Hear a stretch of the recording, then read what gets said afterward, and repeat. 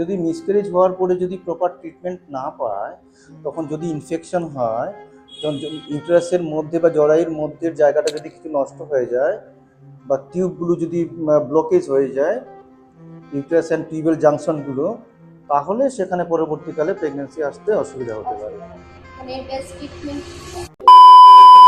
নমস্কার, উপকার থেকে আমি সুস্মিতা কুন্ডু। উপকার হলো এমন একটি প্ল্যাটফর্ম যে প্ল্যাটফর্মের মাধ্যমে আপনারা খুব সহজেই বাড়ি বসে ডক্টর অ্যাপয়েন্টমেন্ট বুক করতে পারবেন। আজ আবারও চলে এসেছি নতুন একটি বিষয়ে আলোচনা করতে। আমাদের সাথে রয়েছেন গাইনোকোলজিস্ট ডক্টর শিটু দে। নমস্কার, আমি ডক্টর শিটু দে, গাইনোকোলজিস্ট।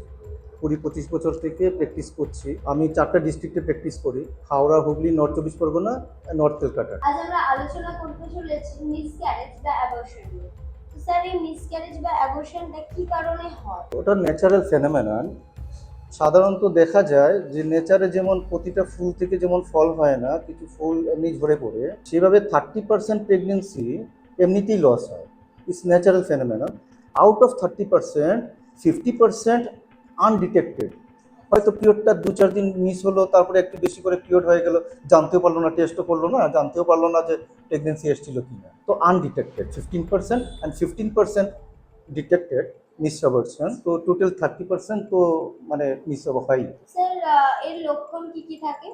লক্ষণ সেই রকম থাকে না। হয়তো প্রেগনেন্সির যে মর্নিং সিকনেস থাকে, সেটা হয়তো কিছুদিন পরে হয়তো থাকলো না, বা স্পটিং হলো, ব্লিডিং হলো, ইরেগুলার ব্লিডিং, পেইন হতে পারে। আল্ট্রাসোনোগ্রাফি করে সেটা ডিটেক্ট করা যায় যে মিসড অ্যাবর্শনটা হয়েছে কিনা, বা অ্যাবর্শন নর্মাল প্রেগনেন্সি আছে কিনা, ভায়াবল প্রেগনেন্সি কিনা। স্যার, মিসক্যারেজ হওয়ার পরে কি পরবর্তীকালে প্রেগন্যান্সিতে কোনো রকম প্রবলেম হয়? কনসিভ করতে কোনো রকম প্রবলেম হয়? না, সেরকম নয়। তুই যদি মিসক্যারেজ হওয়ার পরে যদি প্রপার ট্রিটমেন্ট না পায়, তখন যদি ইনফেকশন হয়, যখন ইউটেরাসের মধ্যে বা জরায়ুর মধ্যে জায়গাটা যদি কিছু নষ্ট হয়ে যায়, টিউবগুলো যদি ব্লকেজ হয়ে যায়, ইউটেরাস অ্যান্ড টিউবেল জাংশনগুলো, তাহলে সেখানে পরবর্তীকালে প্রেগন্যান্সি আসতে অসুবিধা হতে পারে। মানে বেস্ট ট্রিটমেন্ট?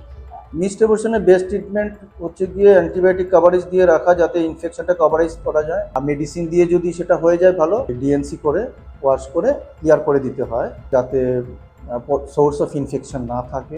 ধন্যবাদ ডক্টর শিতু থেকে আমাদের সাথে এত গুরুত্বপূর্ণ একটি বিষয়ে আলোচনা করার জন্য। আর ধন্যবাদ আপনাদেরও আমাদের সাথে থাকার জন্য। আর হ্যাঁ, আপনারা যদি চান ডক্টর শিতুতে অ্যাপয়েন্টমেন্ট নিতে পারেন খুব সহজেই বাড়ি বসে উপকার প্ল্যাটফর্মের মাধ্যমে। উপকার প্ল্যাটফর্মটি আপনারা পেয়ে যাবেন গুগল প্লে স্টোরে। সেখান থেকে আপনারা ডাউনলোড করে রেজিস্টার করতে পারেন। রেজিস্টার করতে কোনো রকম কোনো সমস্যা হলে আপনারা স্ক্রিনে দেওয়া নাম্বারে যোগাযোগ করতে পারেন। নমস্কার, ধন্যবাদ আপনাদের সবাইকে।